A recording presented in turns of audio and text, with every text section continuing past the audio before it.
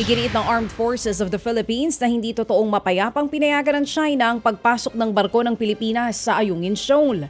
Sa video na inilabas ng AFP sa ginawang resupply mission sa BRP Sierra Madre nitong Martes, inihanda ng China Coast Guard ang water cannon habang mahina itong nagbuga ng tubig. Binuntutan pa sila ng China sa bahagi ng Sabina Shoal. 4 na barko ng China Coast Guard at 4 na Chinese Maritime Militia ships ang bumuntot sa 2 barko ng PCG at 2 resupply boats.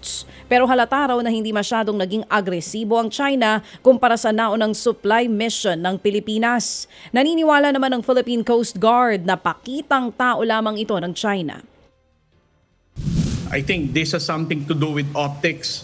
They want to show the world na kunyari they are not really that aggressive in preventing our resupply operations. Kaya nag-adjust sila ng 2 mas maliit na barko. The mere fact na pinaandar mo yung water cannons mo at ready kang gamitin ito is something else. Ibig sabihin talagang maring nagbibigay sila ng warning, pinipigilan pa rin tayo. Ted Filon at DJ Chacha ngayon nasa Radyo 5 92.3 News FM Monday to Friday 6 to 10 a.m.